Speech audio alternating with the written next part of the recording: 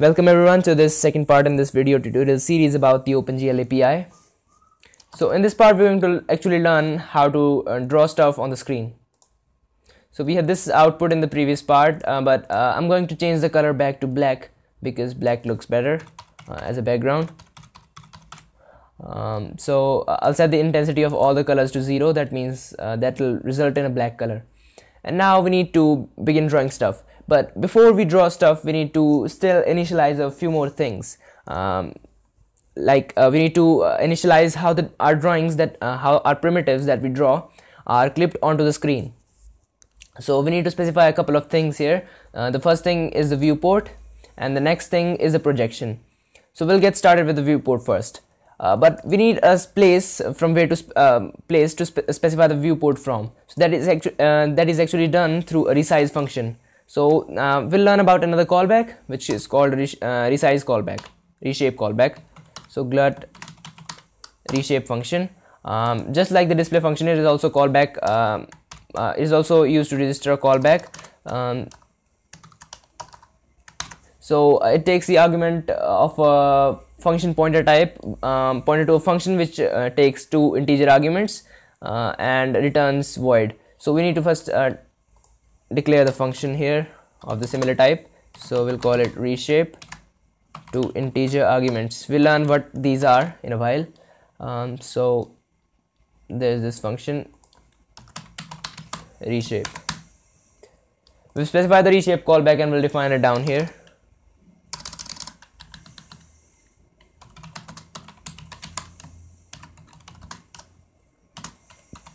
And now these 2 arguments are actually the width and height of the window, and I'll teach you how to use these. This function is called by the API, and so these 2 arguments are also passed in by the API. So now let's look at the use of this function. So the reshape callback, just like the display callback, is called whenever the window is first created, and after that whenever the window is resized, maximized or minimized, means the window is reshaped, this callback function, this function will be called again. That means this function is called whenever the window is reshaped, so that you can you can re-specify your clipping area that you specify on the screen. So you need to change the clipping area inside the window according to the new width and height of the window that the user has. The user has reshaped the window, and now you need to re-specify your clipping area, because if you do not do that, that might result in the distortion of the graphics on the screen. So that is where we use this reshape function. So we'll set the viewport from here. So we'll set the viewport and then we'll set the projection. First let's have a look at the viewport. So now let's first know what a viewport is. Let's suppose this is your window.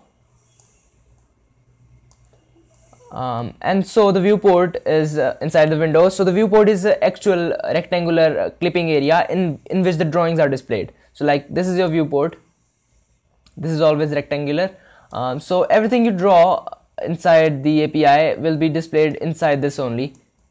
Like you're drawing the shapes, these will only be displayed inside this. So if the half of the primitive lies outside this viewport like this, that means it will not be displayed. It will be displayed like this, only inside the viewport. So this is the viewport. And now to specify the viewport inside the screen, you need to call the function called GL viewport. Now it takes 4 arguments. The first 2 are the x and y coordinates, and then their width and height. Now I'll explain to you how these work. So the point x and y is a point relative to the bottom left corner of the window, taken as the origin. So like you specify your point x comma y here.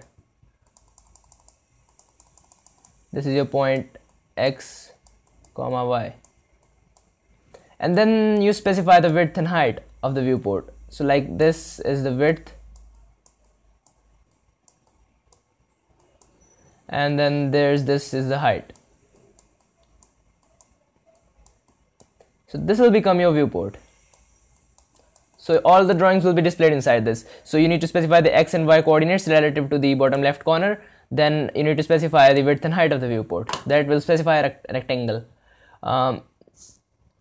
Now if you want your viewport to take up the whole screen, that means your geometry should be displayed inside the whole screen, you need to specify the points x comma y as 0 comma 0, this point, and then the width and height should be the width of the window and the height of the window. So that will be easy because the width and height of the window has already been passed into the reshape function. So these actually are the width and height of the reshaped window, like the new window which has now been reshaped, so that you can adapt to this new width and new height. So that's the reason of these two arguments which are passed into this function by the API whenever this function is called by the API. So 0 comma 0 and width and height. So this will specify the viewport as whole of your screen. So you can cast it to GL size I because the argument is of this type, but it is not necessary because conversion already is done by the language. Now you specify the viewport as whole of your screen. Now the next thing is the projection. So projection is a part of the projection matrix. Now let me tell you how the matrices in OpenGL work. So there are different matrices which you need to manipulate in order to work with the API. So the default matrix which we are currently in is the model view matrix. So that is used for like rotation, the scaling, etc. That is actually the model view matrix inside the coordinate system. So all of the functions that you call to manipulate the matrix will only manipulate the current matrix which we are in. So we're in the model view matrix, so all the function will only manipulate the model view matrix, but we need to set the projection, and that is done inside the projection matrix. So first we need to switch to the projection matrix, then call a function that will manipulate the projection matrix. We'll learn more about these matrices later on, but for now let's just switch to the let's learn how to switch matrix modes. So GL matrix mode function is used to change the matrix mode. So currently we are in the GL model view matrix.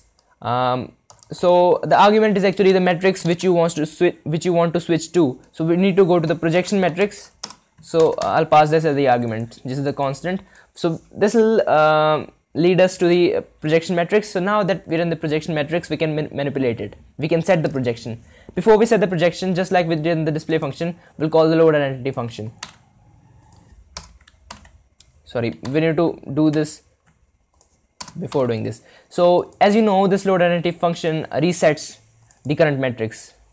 So like here, when we called the display called this in the display function, we were in the model view matrix. So this load identity function will reset all the parameters of the model view matrix, like the rotation, scaling. It will reset all those. But now we're in the this has to be called after this. So we go into the projection matrix, then we call this load identity function. So this resets the parameters of the projection matrix. So the same set of function can be applied to both matrices. So this changes the model view matrix, this resets the projection matrix. The same function but the different matrix mode. Now we have reset the projection matrix, we can begin to we can specify a new projection. Now projection is a quite complicated topic, but since we are just beginning to learn OpenGL, we'll use a simple two-dimensional projection. We'll not dive into the 3 dimensions yet. So I'll just talk about the orthographic projection here, but we'll learn the 3D projections, like the perspective or orthographic in the 3D in the upcoming parts. But for now, for the sake of simplicity, let's just work with a 2D projection. So this is what we are going to do. So this is how a projection should be. It's just a simple Cartesian plane. So, if you don't know, a projection is actually projection actually specifies how the vertices, how the primitives you specify are mapped inside the space in the screen. So we need a 2D projection. That means there will be no z-axis, but arbitrary z-axis is towards you here, coming towards you, and the negative z-axis is going inside. But we'll not use that because we'll only draw in the xy plane. This is x-axis, this is y-axis. We'll only draw in the xy plane, we'll not use the z-axis. So this is our coordinate system that we need to set. This is an orthographic projection.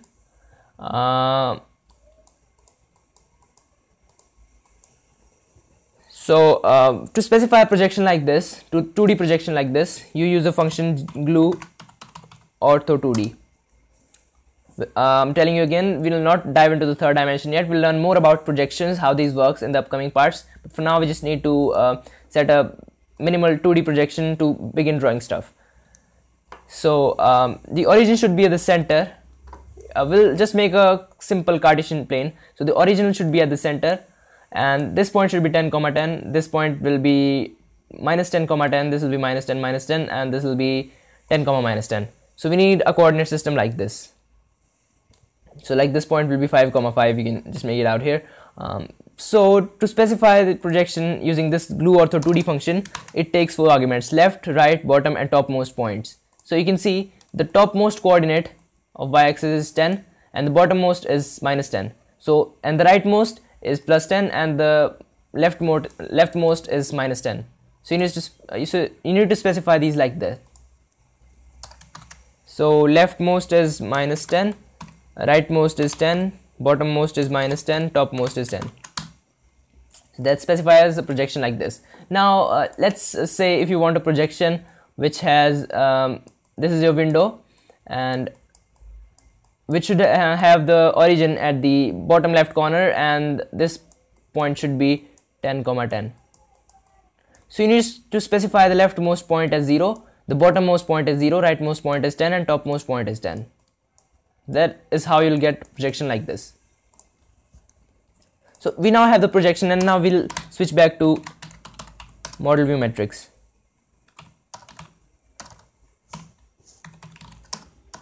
Sorry.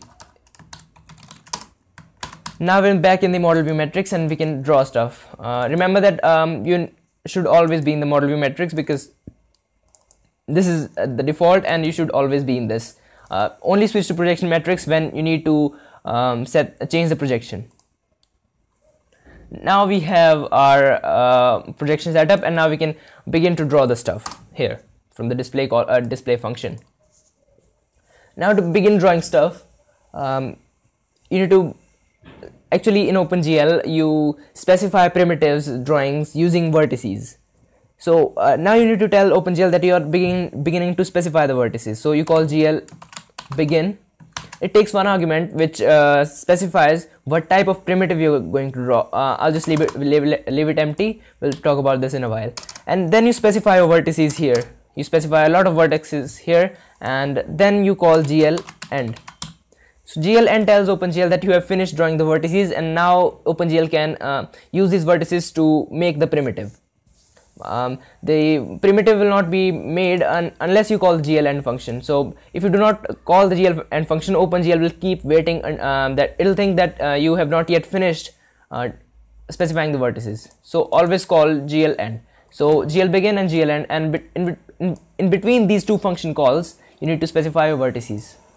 So now to specify a vertex, you call GL vertex function. And now it has various postfix forms like GL vertex 2, GL vertex 3, GL vertex 4. So this specifies how many arguments it is going to take. Now if you specify GL vertex 2, that means 2 arguments, which is x and y coordinates. 3 means the x, y, and z coordinates. This is used in 3D. So we're working with 2D, so we'll just use the GL vertex 2. And then there's another postfix which is either D, F, or I. This specifies the data type of the argument. D means double, F means float, and I means integer. So we'll always use the float values. This is always convenient. So now you specify the x and y coordinates of the point that you want to specify. So I'll specify the point as 5, 5. So let's open this up and mark the point. 5, 5 will lie here. So now this point will not yet be displayed. We need to specify what type of primitive we are drawing in. So if I GL underscore points, that means that will tell OpenGL that we are going to specify points. So each vertex that you specify here will be made into a different point. So like I'll specify minus 5, another vertex. So this should lie here. Now the points will be small, so I'll just use a function GL point size to change the size of the point. So I'll set its size to 10 pixels. This function takes an argument which is in pixels. So the size of the point will be set to 10 pixels. So these are 2 points at 5, 5 and -5, -5. So that means that the points are being displayed right. So that means we have successfully set the coordinate system as we wanted, and we have succeeded in drawing some basic stuff. And points are not quite satisfactory. You always want to draw more better shapes, better geometric shapes. So let's see how we do that. So now let's move on to polygons. So like GL, for polygons are like the triangles, the quadrilaterals, and polygons can have and then there is a specific primitive type in OpenGL which is called polygon, in which you can specify as many sides as you want. So first we'll work with GL triangles.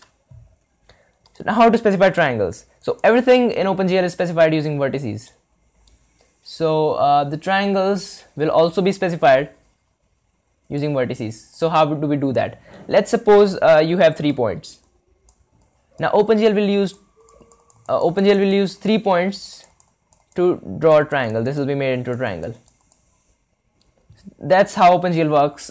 It takes so you need to specify minimum 3 points to make a triangle. Now let's suppose you specify 7 points in this order: 1, 2, 3, 4, 5, 6, and then there's 7. So the pair of 3 point, a group of 3 points will be joined into a triangle. So 1, 2, 3, then 4, 4th, 5th, and 6th, and this point is left alone. It has no other points to make a triangle with, so this will not be displayed at all. Not even the point will be displayed. So we'll get 2 triangles. So let's specify 3 points here to make up a triangle.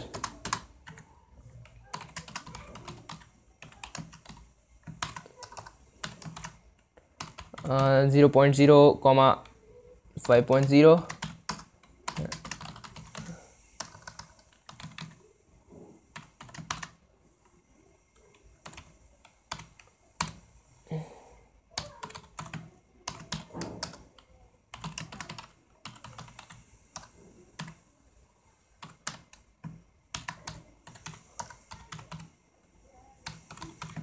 So you can pretty easily, I'll just remove this here, we're not using this.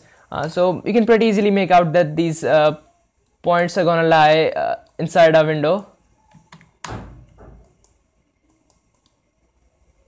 like this.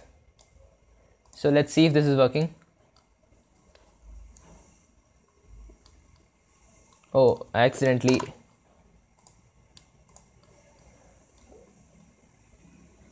So there we go, we do have a triangle on the screen, and you can see the default primitive color in OpenGL is white, although we can change that, but we'll learn to do that later on. So moving on, I'll now tell you about the GL quadrilaterals. So you specify quadrilaterals using GL quads. So it is similar to triangles, but just difference is that the group of 4 points is joined into a quadrilateral. So if you specify 5 points, only 4 points will be used to specify a quadrilateral, and quadrilateral will be made. And then you can now, if you want a polygon with any number of sides, you can use GL polygon. So now this, what it does is that it takes all your points that you've specified between the GL begin and GL end calls, like this, and it'll make a closed polygon out of them. The only 2 conditions are that the polygon should be convex. It should not be like this, like these 2 points are joined and this lies still inside. So this should be a convex polygon, and this should lie in the same plane. The plane should not be different. These are the 2 conditions for the polygon. Another thing, the polygons do have a front and a back side, although you cannot make out the difference yet, but when we begin to use complicated techniques like culling, polygon faces, etc., then you'll know. So you need to specify the front and back side. So this is done as follows. So like you specify vertices 1, 2, 3 in this order, and 4. So this is a clockwise order. That means this side that you're looking on is the back side.